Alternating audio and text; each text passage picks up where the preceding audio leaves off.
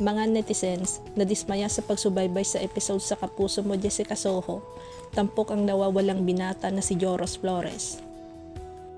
Tila nadismaya ang mga manonood ng Kapuso Mo Jessica Soho sa isang episode nila, tampok ang batang nawawala sa Aklan River.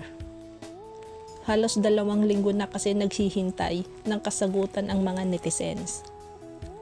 Marami na kasing mga haka-haka ang kumakalat ngayon sa social media kung paano nawala si Joros, kung ito ba ay naaksidente o may foul play. Marami na din mga taong may kakayahan gaya ng manggagamot, albularyo, mga psychic at manghuhula gamit ang tarot card upang malaman ang katotohanan sa pagkawala ni Joros. Nadismaya ang mga netizens sa episode dahil inakala nila na mareresolba ng programa ang pagkawala ng binata, subalit nabigo sila. Ayon sa mga netizens, masyado daw nilang minadali ang episode tungkol kay Joros Flores at tila kulang-kulang daw ang naging impormasyon nila, gaya ng mga naunang pahayag ng mga taong may kinalaman sa pangyayari. Nagtataka rin ang ilan na tila iba-iba na ang pahayag ng mga malalapit na kaibigan o kamag-anak ng biktima. Isa pa sa ikinainis ng netizens na bakit walang paranormal expert silang dinala, gaya ng ginagawa nila sa mga nauna nilang episode dahil sa mga haka-hakang kinuha ng engkanto. Marami tuloy ang nadismaya sa programa, lalo na sa mga nag-aabang ng katotohanan sa pagkawala ng binata. Hati naman ang opinyon ng iba kung paano nawala si Joros Flores.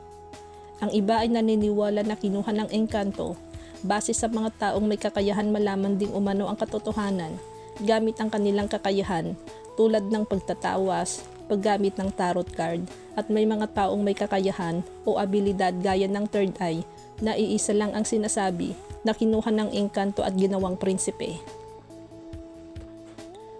Ang iba naman ay naniniwalang may foul play at sinasabi na ipalay detector test ang bawat isa kung nagsasabi ng totoo at kausapin sila na magkakahiwalay. Ang tanong ng ilang netizens, bakit hanggang ngayon ay hindi pa rin nakikita? Bakit daw hindi gumawa ng investigasyon? At ito ang posibleng maging daan para makita ang katawan ni Joros. Ang iba naman ay sinasabing hanapin sa kalupaan gamit ang K9 na aso na may kakayahan na hanapin ang nawawalang tao o gamit ang kasuotan nito.